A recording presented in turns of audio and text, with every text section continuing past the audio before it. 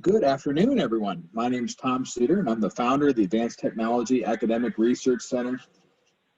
Thanks again for coming, and welcome to ATARC's After Lunch IT webinar series. And this is actually the last webinar. We've got a couple other events going on, but this is our last webinar of the year, and it's kind of a special one. We have ATARC, along with GitLab and Red Hat and the United States Air Force, have been working on a comprehensive survey throughout the federal government, and we're not really ready to share that complete research, but we've got a lot of it. We've got some of it back, and we're going to have a good chance to talk about it. And our title of our event today is the DevSecOps Journey. Are we there yet? I kind of think of when I was a kid and I was driving to Florida, 11 hours away. Are we there yet? Are we there yet? So we're going to talk about that. The research will show us a little bit. We'll see where we are today and where we're going to go into 2021. So I'd like to welcome all the attendees. Special thanks to Jamie Leon, Tracy Robinson, Helen Ortel, Adam Clater, and the rest of the GitLab and Red Hat teams. Special thanks to Nick, who I'm going to introduce here in a minute. He was really helpful in formulating the right questions for this survey. And can Nick, you want to come on?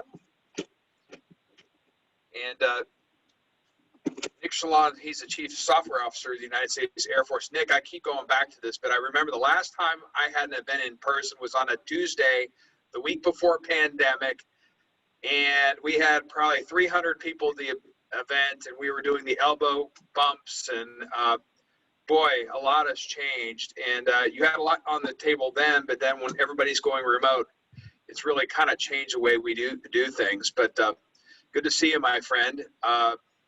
Good to see you. Thank you for having me. So anyway, really interested to see what your keynote, what kind of summarize what we've done and where we're headed for 2021. Thank you for coming today.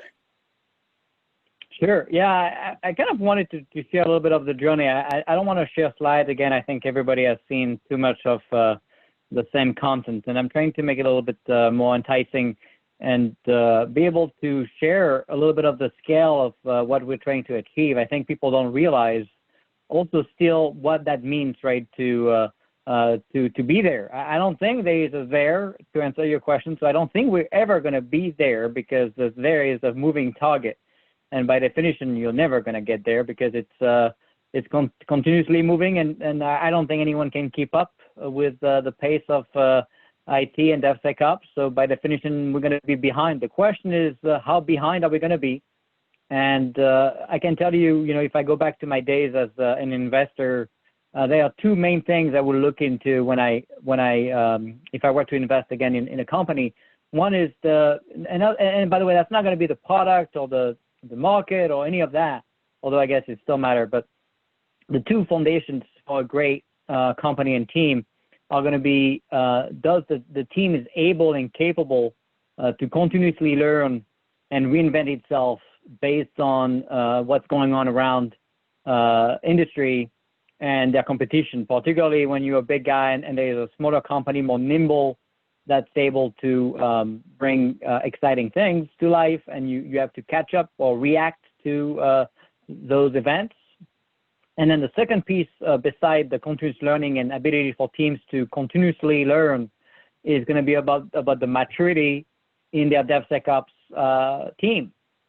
And I can tell you, I don't believe any organization can be successful in 2020 without a real deep understanding and maturity in DevSecOps, and enabling their teams to focus on building their software instead of building all the Lego blocks and the platform work and service meshes and cybersecurity stacks that they need to be able to exist.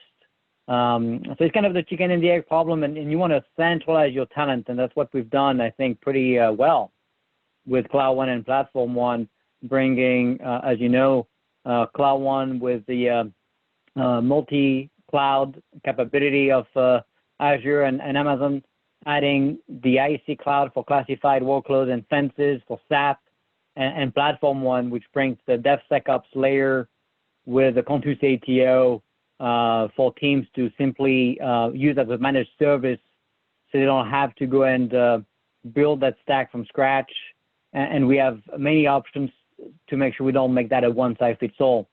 And that's foundational, right? You don't want to have a capability that's going to limit your options, limit your opportunities to learn and to grow, particularly when it comes to AI, machine learning, deep learning capabilities, serverless, containers, all that kind of stuff. You want to have options of tools, CI/CD tools, and really, for me, the maturity is when you can look at your DORA metrics and see your progress in terms of mean time to production, mean time to recovery, all those metrics to really capture the ability of the team to do better, but also learn fast and fail fast, but don't fail twice for the same reason.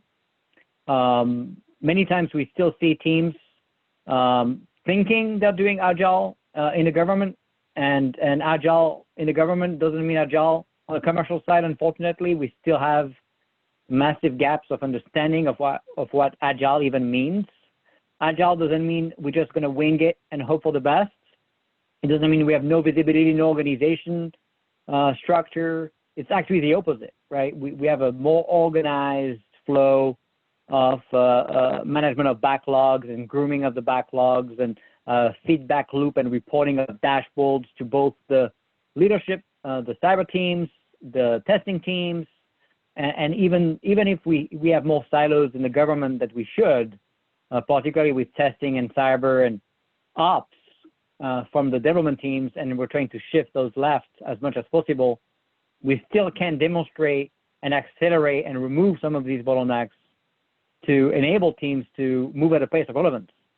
And I would argue, if you look at the most productive companies like SpaceX and others, like Tesla and many others, you're going to see very mature teams in DevSecOps. And the adoption is at a global scale. It's not like we still see, unfortunately, here, where we have great pockets of talent and teams moving to Platform One and DevSecOps, but it's pockets. It's not the entire program. So you're going to see the Air Force and the Department of the Air Force push a memo with a big shall memo that's going to really put more pressure to the DoD programs to move to Platform One, move to the Air Force programs to move to Platform One, and to move to DevSecOps. And there's even something in there that you're going to like, because I know that that resonates with you, Tom, which is the fact that we want to move away, from water agile fall and move to a full end-to-end agile, because we still see too many acquisition teams and program management teams and programs in DoD doing this kind of water agile methodology where you have pretty much all the impediments of waterfall and all the impediments of agile and very little of the benefits of agile. And so we're trying to really move them all the way. And that includes acquisition, that includes contracting, that includes buying, stop buying requirements and being stuck in time in contract, and be able to buy capacity and quality and definition of done, and really be able to explain what that means.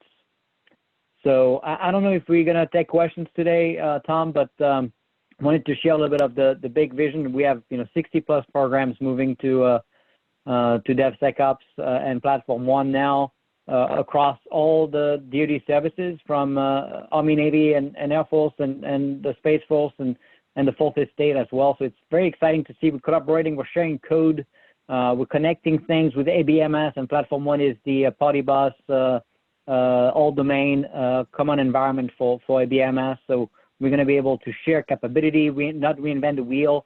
When you look at numbers, right? Numbers don't lie. You look at SpaceX with 200 developers for 11 platforms, including their cyber teams, and we have 4,000 for F-35.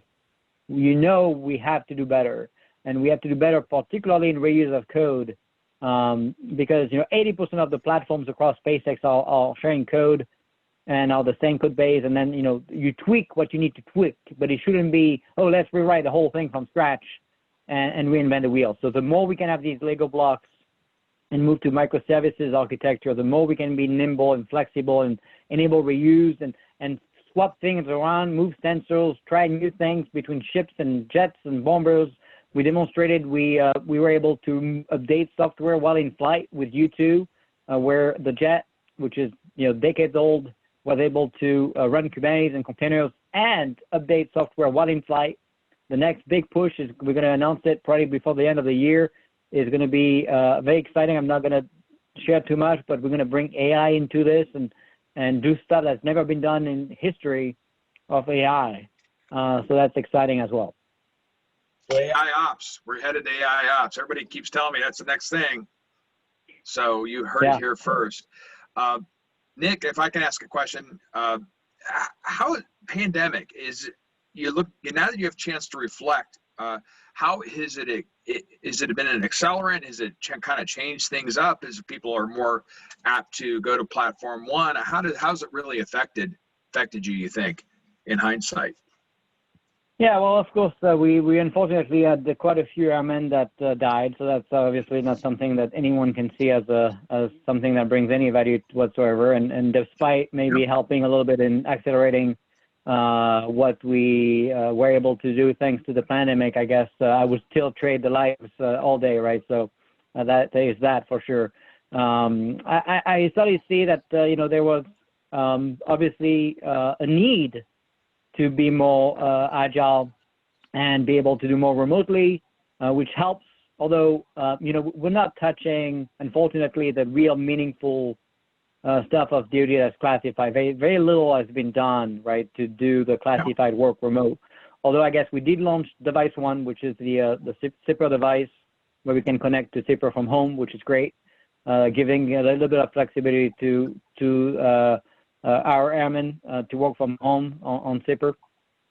But yeah, it's a tiny scale and it's not meaningful, and people still have to travel, and particularly when it comes to top secret and above. So that's still anecdotal. I think it's a great first step, but until we have this vision, right, of Dr. Roper of this all domain and JADC2 and ABMS with the department moving to a world where we have a zero trust enforcement and we have these networks connected, but we don't just hope for the best of not getting breached, and we have enforcement and access control very granular and effective. This is just not good enough, right? So I think we're getting there. Sadly, I think the pandemic helped, but I know some other agencies really where kind of needed almost the pandemic to get there. I don't think we needed it. We were already there. I think we got a little bit of a push, right? But it's not as big as what I've seen in some other agencies. Thank you for that. And also, how's the BOA program gone, your use of BOAs? As I travel throughout the Department of Defense, I see more and more people talking about them. And how does that fit in the entire acquisition strategy? If you can cover that a little bit. Thank you. Well, I think with the push of Platform One being mandated, we're going to have more and more consumption, more contracts, and we try to buy in bulk and negotiate better and be able to know what we buy and buy in bigger bulk and negotiate enterprise licenses and stop buying one-offs. So I think we're going to see massive consumption next year for sure. We just awarded a whole series of contracts and new onboarding of the BOAs just a few weeks ago, which puts us to 70 plus companies now. But then I'm also going to announce something pretty cool in January, and I want to make sure you're going to help us spread that news, where we're going to, for the first time ever that I know, at least, be able to bring SaaS offering or SaaS-like offering and companies that need to use Platform One without being on contract with the DoD to effectively be able to buy through resellers access to Platform One. And so effectively, we're going to have the ability for the big dev primes and the smaller startups to have equal footing to access the Contus ATO and build software from dev to ops on Platform One, and obviously working with Katie Arrington to implement the CMMC layers. So we're obviously compliant with the NIST cyber framework, and we're gonna bring that turnkey kind of capability on Platform One for anybody really that's approved to do business with DoD. Potentially, of course, we want to stay away from any conflicts and nations that could be a problem. But other than that, it's going to be broadly open. And so we're going to have a process you're going to see next year where we're going to have, in January, we're going to start looking for resellers that will be kind of the middleman between the government and Platform One. And then companies will be able to go to these resellers to be able to acquire and cover the cost of CSSP and cloud, compute storage, all the license, all the ATO costs, and then we help organizations get their continuous ATO and release software multiple times a day. That's fantastic. And we have Katie on in a few minutes, so we can talk a little bit more in detail about that.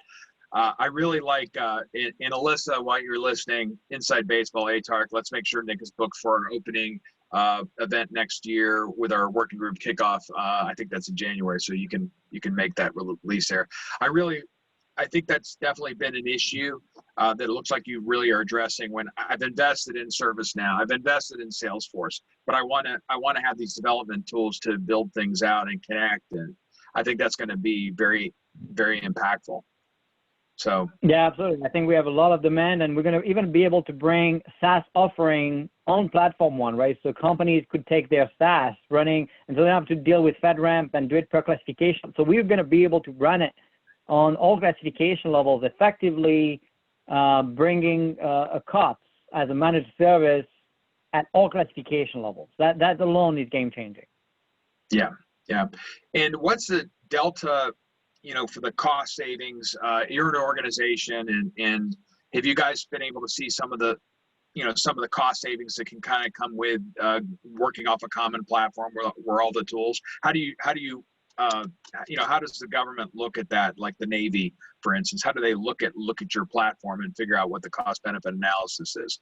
If you guys, well, first the Navy just announced that they're gonna create. They created Black Pearl, and Black Pearl is using Platform One, so it's a kind of a white labeling of Platform One. So effectively, we're going to share resources. We're going to use the same tools, the same code base. We're not going to fork. We're not going to drift. Great news. Can't wait for the Army to do the same. And then that's where we're going to really have a holistic offering. And by the way, we can put more money to be more efficient. But I can tell you the cost savings are tremendous. What we see on ACAT 1 programs is as high as $12.5 million a year per program. And we see, more importantly, I think, than the cost saving is a time saving, right? We see about 12 to 18 months on per 5 year per program on time saving for the continuous ATO, and about 8 to 12 months additional for the continuous feedback loop of DevSecOps, where you get faster feedback from your end users, and they can make sure that you're building something of relevance and not in a vacuum, and you get that feedback loop faster. So that also saves time and mistakes now not made by having that feedback rapidly in actual production, not just in a lab or not just with 5 people, but real meaningful, real life use cases like we do with the on-ramp of ABMS every 4 months. Great. Well, thank you for that, Nick. We really appreciate you coming. I know you're a busy guy, and have a great holidays, and we'll catch you after that in January, I guess. You too. Yeah, thanks for having me. Thanks so much. Thank you. Okay. That was Nick Shalom, Chief Software Officer of the United States Air Force, and one of the big movers and shakers of 2020. So if we can bring on our panel today, if everybody can kind of come on, we'll get right into it. We got a lot of material to cover in a short amount of time today.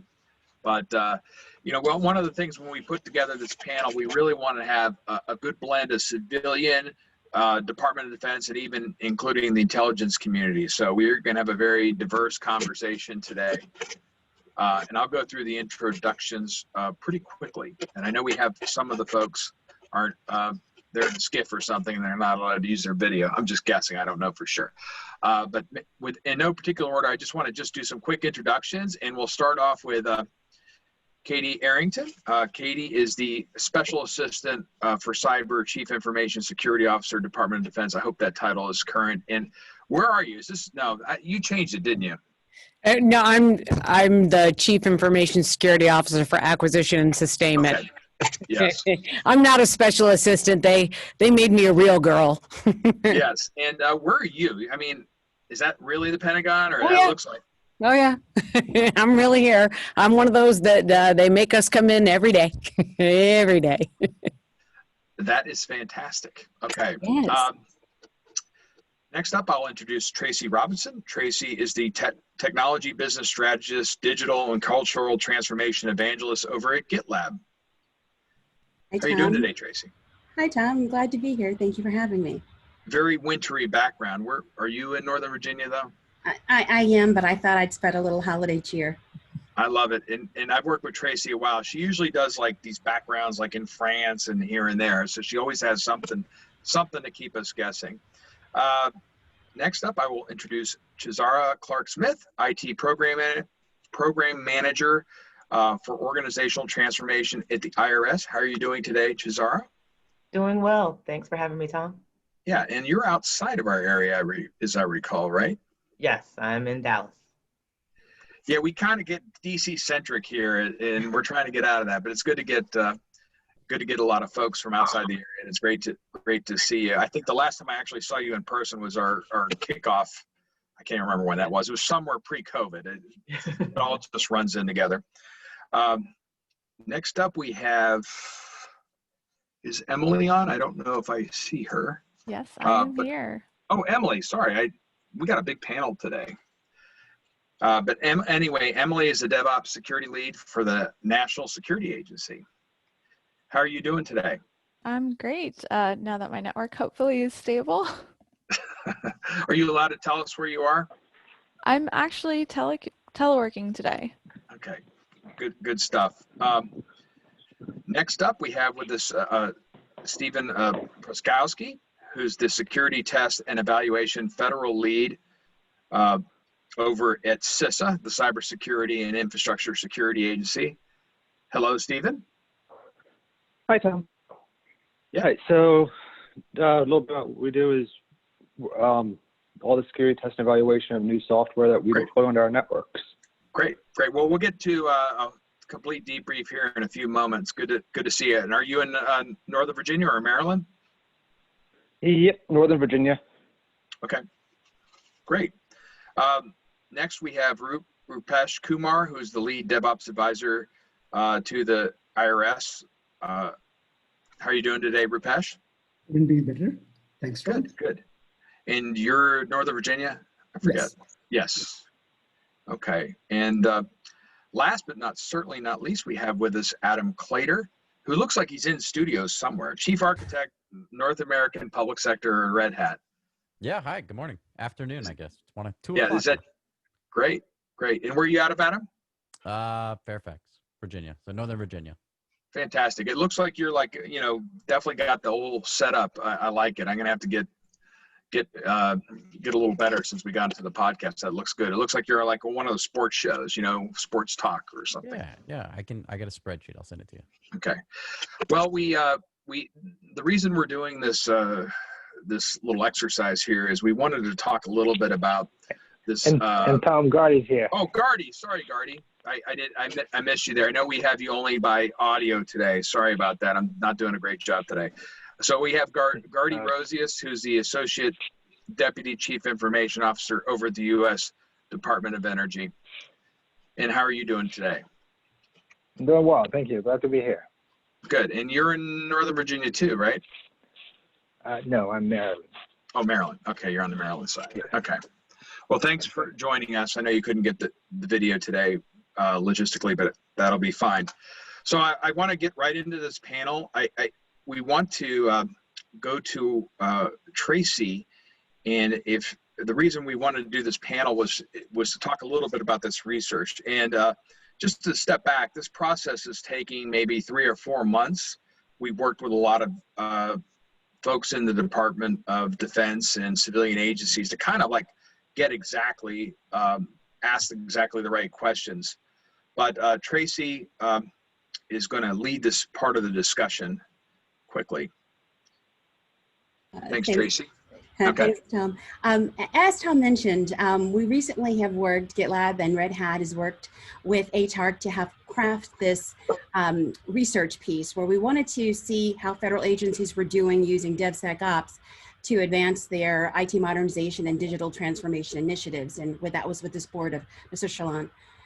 The research is going to be broadly released in January, but we wanted to share a few of the most interesting top-level takeaways with the panel today and also here with you as an audience. So when we asked about the top 3 challenges that agencies were facing in regards to IT modernization and digital transformation, the respondents that came from across civilian and DoD organizations surprisingly and overwhelmingly didn't answer that technology was the main problem. It turns out that people and process in the form of cultural resistance to change, dealing with process and constraints of ATO, the adequate or inadequate team skill sets were really the main factors that are causing challenges, followed by lack of budget, lack of organizational agility, and lack of staffing properly. Surprisingly, we thought legacy systems were going to be a little bit further up, but it's actually pretty far down the list. On the second graphic, we do see that there's good news in that agencies are seeing their ability to get code release, their speed to mission is really increasing. Respondents are attributing this though to automating their CI/CD pipelines, to having better source code management, to better planning tools and methodology, as well as integrating their tool chains and proactively shifting their security left. And then when it comes to where agencies are in terms of their DevSecOps maturity, the heat map is, as Mr. Shalom was talking about, really the challenges with DevSecOps and having to get there. There's a variety of where agencies are in terms of their progress. So organizations, there are a lot of them are still kind of stuck in trying to figure out how to be agile, what does that look like, how to get started on that, and they need some help in that area. And implementing version control and collaborations, they're moving along to that continuous integration and continuous delivery position.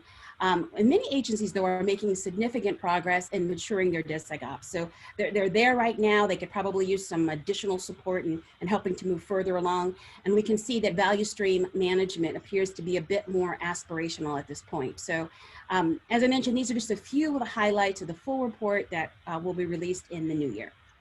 So back to you, Tom.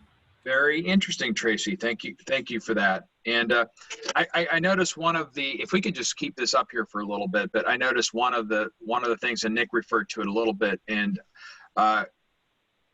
Katie, I'd love to go to you. You know, you're very instrumental in the CMMC program. And how does that interface with DevOps? You know, I think that a lot of the times we're trying to make sure that we're compliant with federal mandates, and sometimes that gets forgotten or bolted on at the last second. And it seems like we're attempting for the DevOps component to do this. But I'd like to see, you know, Nick referred to you, and I just want to be a fly on the wall with the conversations you've had with Nick. So we look at, of course, DevSecOps is where ultimately we want to get into the department. But there's 2 separate things. CMMC is about a company's maturity, critical thinking about security on a whole. DevSecOps is a portion of it, and it's how they can develop code and I say greatly reduce cost. The proof will be in the pudding in the long term. But you have to think about, we have 300,000 companies in the DIB, 300,000. And for Nick, he started off as a one-man show. 2 years ago when we were both working in OSD, Navy, Air Force, Marines, and the Army have all been working in DevSecOps or DevOps for a minute now. We have some challenges ahead of us that we need to really work out. And Nick's example of SpaceX is spot on, right? It's absolutely spot on. But you have some cultural resistance, and here's some reality. When we talk about, programs in the Department of Defense, just off the top, right? If I was to just come in and tell you, I have 182 primary weapon systems. Each of those 182 primary weapon systems has onward of 136 to 200 subsystems that are all programs. They're all independent programs. And to get them all aligned into moving into the same direction at the same time, it's a long process. And our acquisition cycles aren't, I would say the biggest challenge we have is the resistance to culture, because what Nick is, one of his first hurdles is, I'm not going to take away your job. You're safe. We're going to train you. We're going to work with you. We're going to help you move in this environment. So you've got to get over those cultural barriers. That's first things first, right? Then you have to get through the secondary barrier of, yeah, it's going to cost you a little bit on the upfront to build the container, unless we figure out truly how to impart cost savings. And yesterday in the pre-conversation, we talked about that we need to figure out that, when the Air Force develops a container and we let others use it, how are we going to maintain the cost of securing it in perpetuity? So those are things, you look at SpaceX and how they did it, we should be duplicating. I mean, I've said it, several times over the past few weeks. The Defense Innovation Board did an amazing study, the SWAP study. I really want them to come and do one on DevSecOps and figure out how to make what is effective in the commercial sector. How do we translate that into the government sector? Because you go through things here, we're different. If you don't spend money, then you're not given an incentive, right? So if you were able to save money on a program by imparting DevSecOps, it's not like you get a gold star. They take it from you in the next year. So if you were trying to reduce your cost and say, hey, I was able to use DevSecOps and hardened containers that I got from my brothers in the Air Force, and I saved 10% on my program, they'll say, great, so you're going to get 10% less next year. And we have to change culture to get to where we need to get to. And then the other challenge, right? We're getting there though. It's we have 25 years of legacy code. I mean, if I could go back in time and go back in my career, I would have boned up much more on COBOL. Back in the day, man, everybody's smiling here, but man, if you can program COBOL right now today, you are writing your own check, or I would have been a welder, because literally they get paid more than anybody in the world, it seems. And we have to be understanding of, a lot of these things that are really cool, and the fun, sexy stuff is great to work on, but it's the sustainment stuff that's not sexy, that doesn't get funded, that nobody wants to deal with until it's, it's broken, are the ones that really need the DevSecOps. And how do we get that mindset? How do we say, hey, we have to invest in this archaic system? One of our DCMA, I mean, I'll say Defense Contracting Management Agency, literally is working on a program that was created 22 years ago. It updates every Friday night at midnight. There are 3 people in the entire federal government who know how to use it. We might have a problem, but it's a sustainment piece and nobody wants to put any money into it to get to that. So how do we bridge those cultural barriers is going to be something that, appreciate Nick's passion. It's going to take passion like that and commitment, but we're not going to turn this in, overnight. This is going to be, it took us 25 years to get here. I would say 5 to 10 years is the time frame where I think we'll really start to see it move fast forward. Yeah, those are great points. I know that one of the things we're going to try to do with ATARC in 2021 is really work with the appropriators so they can understand what's going on. And I would definitely like to talk to you about that at some point. That I think that's a big piece. We need to start incentivizing, right? All of us on the phone that are commercial or, working with the IRS, any of us that come in and we're able to show how you save money, we can't be penalized. We have to share that incentive. We have to share it commercially, and we need to share it professionally within the walls of the building, when you have people who are really leaning in and retraining themselves and taking risk, we have to be able to reward them. Yeah, I agree. And that's a good segue, because my next speaker is Chisara Clark-Smith, and she works at the IRS, and they're going through a big transformation, and they have a lot of COBOL still. So. We talked about that once before, didn't we? Yeah. Yeah. So Chisara, thank you for coming today. Thank you. So I think it's a perfect segue. The challenges that we face clearly are not unique to the IRS.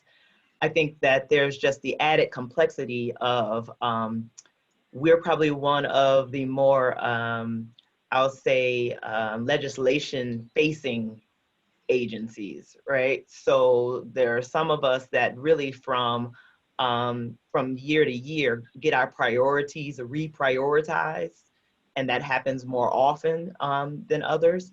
So on top of the complexities of your kind of traditional kind of corporate transformation to adopting DevOps, you're also challenged with the kind of keeping DevOps as one of the priorities, right? Yeah. So there is the organizational transformation piece where you're really just trying to drive adoption. To Nick's point, you're trying to drive agile, and you're really trying to keep that machine moving, right, as more and more projects sign on.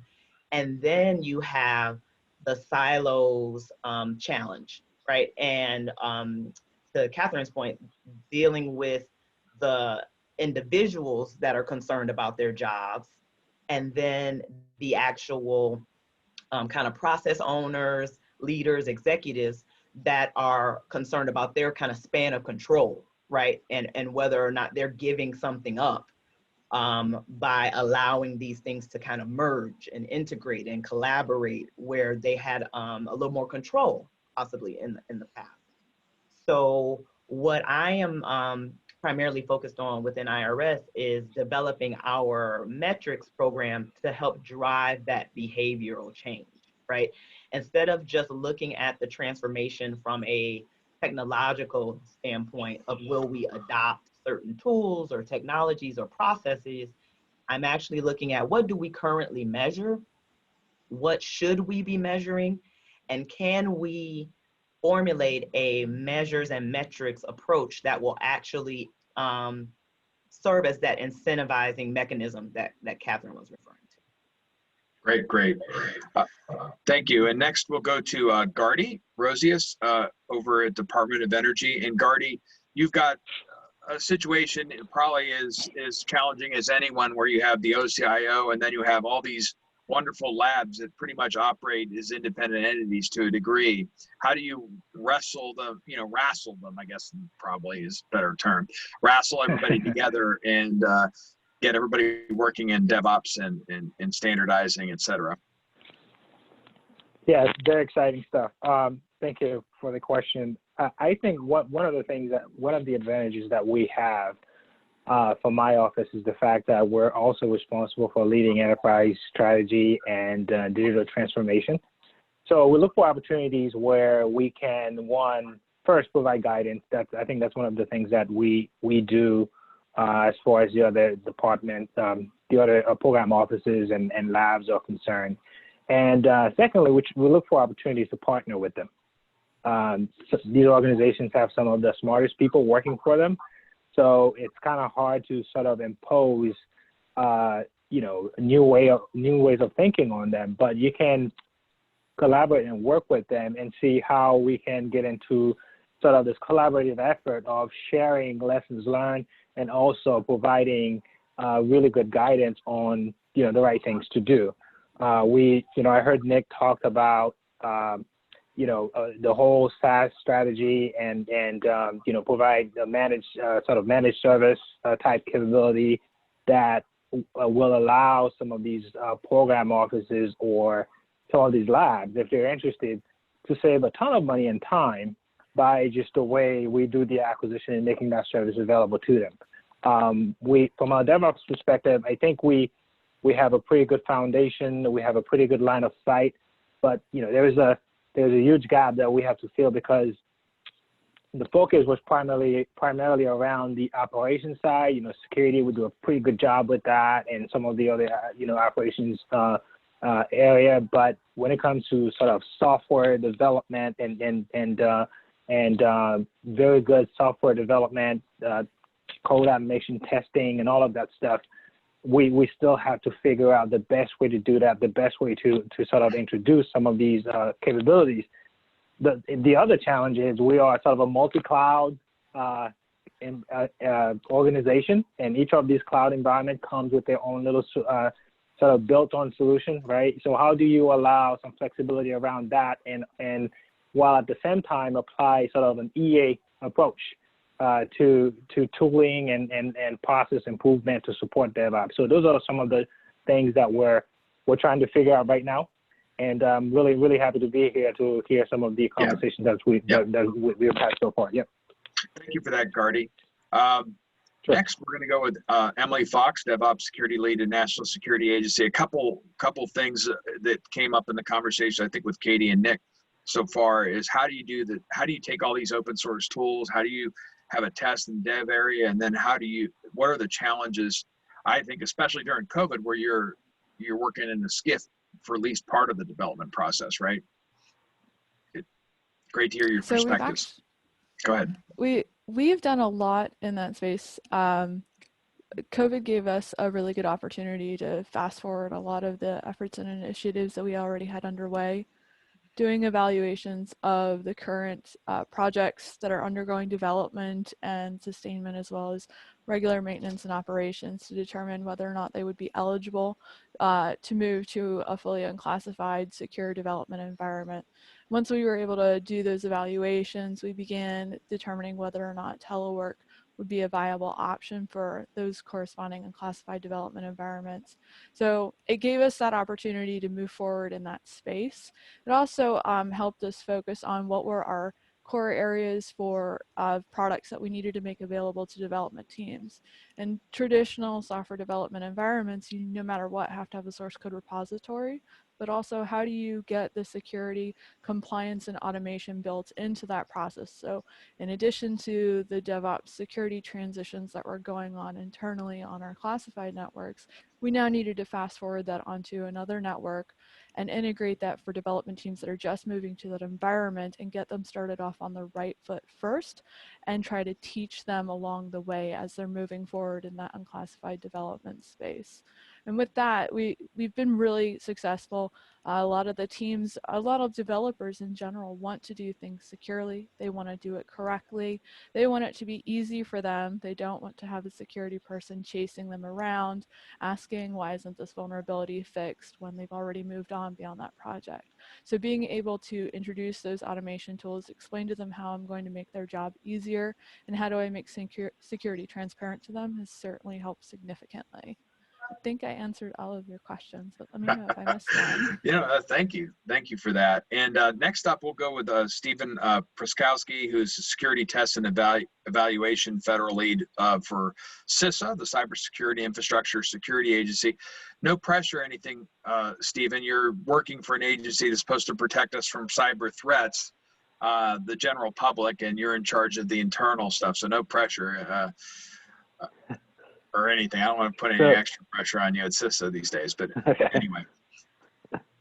So I think the biggest thing that we've started doing is we're looking at like our future development and where we want to go with that, with our new tools that we'll put out to our internal customers, of starting going cloud native, going like purely to the cloud and Docker container type activities, and starting those development processes earlier in the cloud to give the developers all the tools that we have at our disposal, and really starting to build pipelines to automate as much as we can from both our functional testing, our developmental testing, our unit testing, and even trying to add more of the compliance testing earlier on. So writing like Gherkin or that type of language and having compliance be built in so we know earlier on, and then communicating back with our developers as often as possible, like explaining this is why this is a vulnerability, here's how you can mitigate it.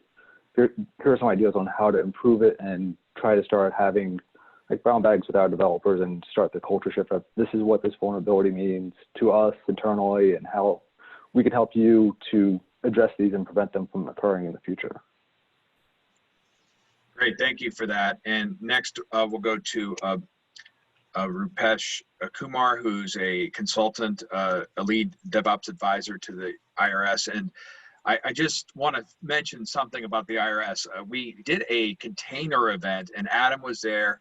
I know you were, Rupesh, and it was one of the best things we ever did. I was surprised. Okay, we're gonna do something about containers and DevOps, and we end up getting like 200 people in this not very big space, and we had about 60 people from the IRS, and that actually led to us doing IRS Technology Day, where we got like 1,300 people on the webinar about a month ago. So fantastic, good to see you again, and you know, maybe you can bring some perspectives on what's kind of changed at the IRS, you know, in your dealings. That'd be great.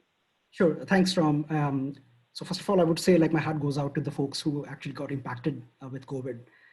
It's an unprecedented time, and this kind of puts us in a more responsible position in terms of making, walking the talk. So all about DevOps is all about a continuous journey, making sure that things are going into the market sooner, faster.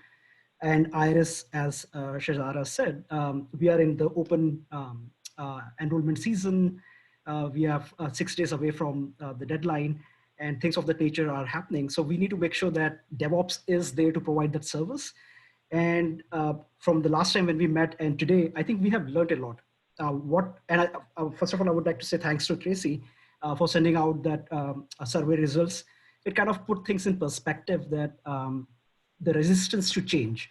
I think that's one of the things which we have seen at IRS as well. But we probed it a bit more during this pandemic, and we found that it's actually not resistance to change. It's more about people not knowing where they are going. Like it's a unknown. And that's where our executives at IRS have actually taken on themselves to make themselves more transparent as possible.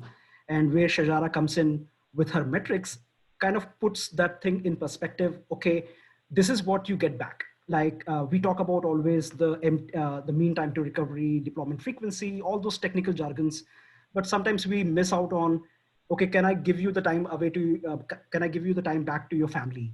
So that you're not spending the entire weekend working on doing a production outage issues, results and tickets and all those things. So that I think related a lot with our IRS developers. And they, matter of fact, actually took on themselves to actually self-onboard on our pipeline. So last time when we met, Tom, I was excited to show that out of 200 plus applications, we onboarded over 65 applications which are running on our pipeline. And today we just come to know that the developers have onboarded themselves. They have onboarded with security scans, Sonar Cube scans. So we have a kind of like, we are now looking at a different aspect, like how to empower the people, because I don't think the people are resisting to change. It's more of that they don't know the entire story. And we are trying to do that. And the other point I would like to actually make, which we are learning, is that when we talk about disaster recovery, we always talk about technology. We talk about data center. We don't talk about people. And pandemic actually put that thing out, disaster recovery for people. What about if there is a person like Stephen mentioned that there are some security experts. What if they are down with COVID and they are no longer available for the time being? How do we pick up that role? And so I think 3 things I would like to take away is what we learned during this pandemic in this whole 9 to 10 months is collaboration, cross-functional. Make sure that your teams are cross-functional. They are not specialists in one area. They are able to pick on the pieces from others who might have to leave it. And then the third and most important thing is automation. Like I can't imagine with the Corona tax relief program, which IRS has to support, and then the stimulus check, which is currently going on, we might be impacted to provide those things out to the by the end of this year. So these are some of the things which puts DevOps at the forefront. And how do we actually make sure that the people of US are not really have to worry about the paycheck and not getting them. So yeah, so that's all was a good learning for us, and I will be more than happy to take any questions. Yeah, and it's like changing the tax date. That seems like that was a big deal. It's a good thing that you guys have gone down your DevOps journey now, like a little bit before. Maybe everything isn't perfect, but just I can't imagine having to reprogram everything in COBOL, which you probably had to do some of that anyway. Adam with Red Hat, Adam Clater. Thanks for coming. I know we've talked a lot during this time, and Adam's the chief architect, North American public sector at Red Hat. It'd be great to get your perspectives because you see things across government, and then I know you interface with your commercial clients. Just reflect back on the last what's happened since March. It'd be great to get your perspectives. It's in 3 minutes. Yeah. 3 minutes, 9 months. So no, I think we've all, as Rupesh said, it's been an unprecedented time. And I think that, the ability of agencies like the IRS to respond the way that they have to changes. I mean, if you had told me 5 years ago that we were going to change tax day, I would have, in what world? Why would we ever do such a thing? That is a constant that never needs to change. And yet we did. And the IRS was able to respond to that. It doesn't take a lot of crawling through Washington Post archives to remember days when there were, as Sharaza said, legislative changes coming in to the IRS that they were finding themselves unable to deal with. And it was plastered all over the front page of the Washington Post. And so I think that the change that's gone on at the IRS and the changes that we're talking about making in industry and in government have certainly enabled us to respond. But as Nick said, we're far from done. And so where we see a lot of our customers, and you have to face it, not all agencies have the resources or wherewithal that Nick has been able to sort of aggregate in order to build a platform one. He has a tremendous team. He's got an amazing technical talent, obviously incredible leadership in play there.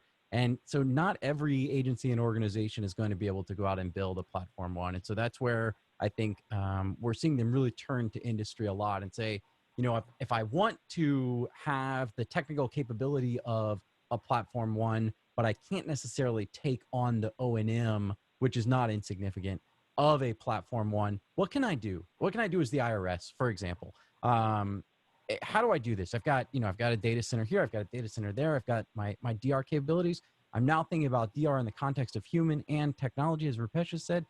And so there's a lot. And so I think that's where industry can really help a lot. And so that's what we're finding is that, as far as adoption of enterprise Kubernetes implementations throughout the federal government, throughout the commercial, Red Hat's been able to take a real leadership position there. And so we're seeing a lot of customers come in, and there are illustrations of why that's important all of the time. And so I think, we're seeing these big bang opportunities that are happening in places like Platform One, but we're also seeing smaller kernels of this same sort of progress happening throughout the government. And I think that's where there's a very interesting story to be told about the progress that places like the IRS and others have been able to make.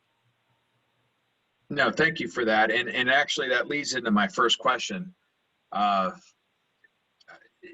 look back, one of the reasons I started ATARC was it was frustrating to me that we could build the Pentagon in 18 months and the atomic bomb program and develop the atomic bomb in a little over 2 years. And it probably takes a DOD about 18 months to get a memo. But I think that's changed a little bit, right? Katie? Well, remember, McNamara developed acquisition after we built the Pentagon and after we built the nuclear bomb. Y'all forget that. Prior to that, that didn't exist. Well, what's changed, and Katie, I'm going to start off with you because I was going to anyway. What's changed in IT, and you don't have to be specific. I mean, a memo came out on, allowing you to use Zoom and Teams. That came out in 2 weeks. That would have sat on somebody's desk for years. What has changed now, and are we going to sustain this? Are we going to go back to where we were before? So human nature generally is we never evolve without something bad happening. sad to say, if you're going through a divorce and you evolve and you realize you're selfish just because your divorce has happened and your spouse has left you. We didn't really develop medical technology on how to create prosthetics until we had wars and people really were losing a lot of limbs. So things happen, but then we tend to regress, right? And I think where we're at right now, we're getting better at it. I happen to be at the ground level of when COVID started, there are things that happened that you couldn't, it was lightning in a bottle. And you can't redo it.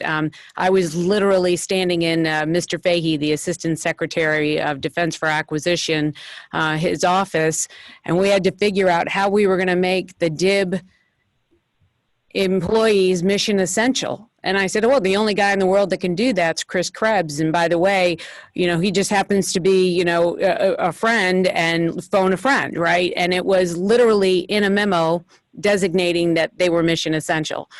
Are we going to see that kind of, collaboration again? I hope so. I really do. I think that the world has changed, and I'll sum this up in three quick things.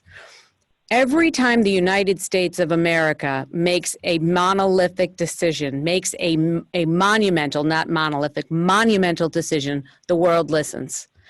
After World War II, we said, we know now we have to fight wars in a global environment. That's why they're called world wars. Our allied partners, if they don't have the same weapons as we do, and we don't have them strategically placed around the world, we're at a deficit. So we created something called MIL-SPEC that determined how we build things. If anybody remembers, that was quality and safety. At the same time, our NATO partners wanted to be a part of our environment, they created the NATO spec. When they merged, ISO was created. Fast forward to the horrible events of 9/11. And prior to that, it's not that terrorism didn't happen. It wasn't that planes weren't used to hurt people. That absolutely happened. But until it happened to us, overnight the world changed the way we traveled. And now you think about what COVID has done. I had COVID. I swear I was person number 72 in the United States. I was at RSA. I was in Toronto, New York, Seattle, all in 1 week. And I can tell you that the way we look at things right now is much different. I think that COVID has changed and our priorities have shifted, that we need to do more about working to, reshore and make ourselves independent from our adversaries. I think that a lot of development of software capability that we may have pushed off down the line, we realize it's a criticality now. You think about what's happened since COVID. Our children are educated by software. Our healthcare is run by software. Our financial, our economic capability, where would we have been without Amazon? And, the best moment in the pandemic, if you can say it, the best moment of the pandemic was the amazing, wonderful person at Uber Eats who figured out how to put that alcohol was available for delivery. That right there, you got to think about. Those are the things that we really made. We made these massive changes. If we get lazy and we don't keep the pedal to the metal on it, we will regress. There's no way around it. The IRS got sunshine on them to do the big changes only because there was a horrible pandemic that was a catastrophic event. What can we do to incentivize change on a continual basis that doesn't take a catalyst of a bad thing, as I've just recently went through, to make it better? And unless we do that, we're gonna fall back and we're gonna regress. Yeah, I think that's well put. Gardy, love to hear a little bit more about the impact of this at Department of Energy, especially that you're so dispersed and independent. Yeah, certainly. I think we did a pretty good job. I was really impressed with the way that we managed sort of going from complete in the office kind of arrangement to complete telework. I think our operations organizations, they did a good job. There was some little issues here and there in the beginning, but over time, those issues seems to have resolved. And still today, most of the staff is still working from home. We are currently going through a OS refresh, which also include a hardware refresh. So there is some challenges with, getting people to come up and get their refresh and all of that. But overall, I think it's been a very successful transition. And there's been some other things that the organization is trying to do, because we know that once you introduce some change and it's working, it's kind of hard to roll back to where you were. So in terms of collaborations, we're trying to push to see how we can get more collaborative tools and make those available to allow the organization to continue to be effective, as long as we keep doing this. And even if we go back to the office, I think some of these integrations, some of these implementations will continue to be, very effective tools that can aid us in being successful in the context of, technology adoptions or even DevOps implementations or maturity. Great, thank you for that, Gardy. And Emily, I know you're in the security space. How are things going to? Do you think they're going to go back to the way they were, or is remote here to stay? And I'd love to hear your perspectives. Emily, oh, sorry. There you go. I think that remote work is definitely going to be around for a long time. I think security itself is a cultural problem. It's not necessarily a technical issue. So switching everybody over to remote work not only provides a lot of work-life balance flexibility, but also has the potential to increase the productivity from a security perspective of the workforce, to be able to respond faster, be reachable faster. It also has the potential to increase the quality of the documentation associated with security projects or even software development projects. So when you go into a virtual environment, all of the communications are typically asynchronous, which means we have to do better in documentation, which means it's easier for us to do knowledge transference and knowledge sharing, and then continue to do the advancement from there. So from that perspective, remote work, I think, is here to stay, and it's only going to help security in the long run. Thank you. And Steve, and I know you were in a very similar type of environment as Emily to a degree there at CISA. Yes, I think remote work has, everybody has their stumbling blocks. As soon as we started, we were doing remote work before, but then it became more widespread and daily instead of weekly. So it's definitely helped us a lot. It's allowed us to do a lot more research and just be more proactive, use the communication means that we have, and be more collaborative across the board instead of being able to go to somebody's office and just have a conversation. It's everybody's having meetings all day long and communicating more effectively. So instead of like a 2-hour meeting, you're doing the able to get the meeting done in half hour. So it's helped productivity a lot more. So I'm going to just say there are two things, not to jump in and Bogart, but providing an effective way to measure how well we are doing with privacy management. Somebody's got to go on mute. Okay. All right, so there are two things, right, to that. From where I sit, and Emily at NSA, I'm going to tell you, we have gotten our collective asses kicked since COVID, because we're security people. A lot of the people that are home working, not so much. So temper it with, yes, it's good if you're critically thinking about security and you're doing it the right way. Emily, I applaud you because, the work that you guys do, you do it right every day. One of the biggest frustrations Nick Shalon had when we first started was, anybody here familiar with the Snap tool? That you have to go and log in to get access to the cloud in the government. You've got to fill out this application, and people didn't even know what a CSSP was. So remember, the bulk of the workforce is not as savvy as we are in this environment. And the second thing I'm going to say about the whole telework, there are two sectors that we're not really putting into context. The human element. And I love seeing faces. I love being near people, but I can tell you it's doing something to us as a human race. We are meant to be together. We are created to be together. So we have to bridge that gap. I think that telework has its place. I think we'll continue doing some, but we also have to have that capability of that idea exchange and really being in person. And I'm fearful for what it's doing to our children. And to say that it's great that we're teleworking, but we're also putting in a tremendous amount of responsibility on parents that are trying to work and educate at the same time. And I don't know that we're going to see that output for many years to come, but I do know that pre-K, kindergartner, first grade, the ones that we really need to start them thinking are missing out on a huge chunks of their development. And I don't know how we're going to come back from that. The third is the real estate, right?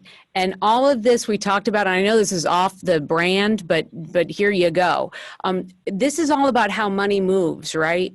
And the more that we say we telework and we don't need the commercial space, you can be assured that there will be people on the Hill lobbying and saying, oh no, you have to rent this building from us and you must do this. So I think we have to find the balance, right? And I think that there are many agencies that figured that out. You know, the super week, I think working 4 10s, and having the capability to do hoteling, really awesome. But I work in JWIC, SIPR, SAP environment. And although I'm tamburged in my house, I still need to come in, and we have a long way to go. But I wish we were all as diligent as this panel and you are on our security, because I sit and my heart hurts every day. I mean, we saw yesterday the announcement that came out about that particular company. I mean, Yeah. If we all were doing it right every day, that'd be great, but we don't, and that's always been the challenge, the human element. Yep. And I think that GSA needs to look at getting more SCIF space and offer that as just kind of a service to the government. I think so. So you get much more there. So actually, I've been talking to them about geographically. That would be fantastic. Yeah. Especially right now especially with this social distancing, you can't get all the people into the SCIF area effectively, and they've got to work weird shifts and other things they have to do. So we'll work on that. I'll add it to the ATARC list. Chizara, IRS, you've been going through big cultural changes anyway, but this one probably has affected you a lot. What do you think the state of the IRS going forward? This has been a big year for you all. Well, I think it's there is clearly a desire for change, right? So I think when you looked at even the survey results that we started with from Tracy, yes, the cultural piece is probably one of your biggest challenges, but it also seems to be the biggest opportunity, right? We are now looking at college graduates, new hires with skill sets that are drastically different than the majority of the folks that have been with the IRS or even in government, right, for 10, 20, 30 years, a lot of times. And so when you see that group of folks joining, their expectations are totally different, right? So when we are now looking at our DevSecOps journey as not just how do we get the right technological pieces, right, in order to implement, but also how do we scale our people, right? How do we get these right people plugged in to be able to benefit from the experience of those that have been here and also benefit from the ones that are new but have insights and perspectives that can really kind of leapfrog us, right? So that it doesn't take us the same 25 years that it took us to get here to advance in the same way, right? So that's where I think the IRS is really trying to tap into the people element and recognize them for being really the drivers for the change. Great, great. And Adam, I'm going to go to you next. What's going to happen? Where do you see government going in 2021 and beyond? Yeah, I think what's the forcing function of COVID has really been instructive in realizing that the nature of interaction between government and constituents is changing dramatically. And so it's no longer kind of a paper-based world, fill out this form, blah, blah, blah. The reality is, we're all conversing with one another via a computer of some kind, a desktop or a laptop or what have you. And most of our constituents don't even have this, right? Most of them really interact with the government via a cell phone, a tablet at best, right? And so the nature of how our citizens, and I would argue those who need our services the most, interact with our government has changed pretty dramatically. COVID has been, and by the way, that change has been going on for quite some time. COVID has been a great forcing function to force us to now adapt to these folks. So I think that's been great. I think Emily and Kathleen or Catherine, there were a little bit two sides of the spectrum there on, where the work from home is going to be. I think it's going to be somewhere in the middle. I think one of the things that Emily highlighted, at least that I took away, was the renewed flexibility that we have in general. So it's not that, oh, I'm only going to work from home 5 days a week. It's, hey, I might need to work from home 3 days this week, but I can definitely come in 2 days next week or whatever works, right? So I think we're going to have a renewed sense of flexibility. And so I think that's all very positive and good. But I think I'm going to go back to the IRS a little bit. They're talking about this idea of cultural change and about the idea that you've got to change the nature of your organization. You've got to change the transparency and the communication of your organization. Because I'll be very honest, I think the thing that motivates most government employees the most, not necessarily their paycheck, though that's important, it's the mission of the agency that they work for. And so I think when you have that transparency and that visibility all the way up of the mission of why am I making this change and how is that affecting the mission of this organization? And can I see feedback immediately from that end user? And this is what Agile is all about, right? Getting that feedback. Nick Shalon mentioned it very early on in his keynote, the idea that we can get that feedback from our customers. So this is all going to transform the ability of the government to deliver on their mission and sort of how they're able to deliver it to their customers. I think it's a great time. I mean, listen, this is a horrible, horrible tragedy. We've all had people affected by it. Hundreds of thousands of people are going to continue to be affected by it. It's no small matter. But the reality is, I think the change that it's forcing us to sort of undertake organizationally is going to make us better and will make us stronger. Well put, Adam. And Tracy, I'm going to give you the last word. We're like into our fifth period at this point. But I couldn't cut us off. So thank you all for sticking. I know Katie had to leave, but if you can get the last word on this topic and then maybe where the survey is going to go for 2021. Yeah, I think that the most important thing we take away from all of this is the people element of all of it. That technology is a great enabler for us to be able to make the changes that need to happen in this time of crisis. But the most important thing is how we're going to look at the organizations in terms of transformation going forward and growing people, providing those skill sets, growing those skill sets, helping people to understand the importance of what they do and how that looks towards the overall mission of the organization. I think that's really important. And I think with the research will kind of bear out some more of those factors and how technology is being used to support the people and the process aspect of it, which of course have to come first. Yeah, great. We're going to end on that. Thank you, Chizara, Katie, Gardy, Emily, Stephen, Rupesh, Tracy, and Adam. Really appreciate your comments. And do we have to share something? Okay, tomorrow, the Federal IT Modernization Virtual Summit. That is going to talk about some of the things we've actually been talking about today in this, but it should be a fantastic event, one of our last events of the year, and had a great prep call with Maria Rote, and lots of big plans for IT modernization for 2021, and we've had a big IT modernization push for 2020. So thank you all for your time. Sorry we went a little late, but I think it was worth it, and we'll see you in 2021. It was a pleasure. Thank you. Thank you. Thanks, everyone.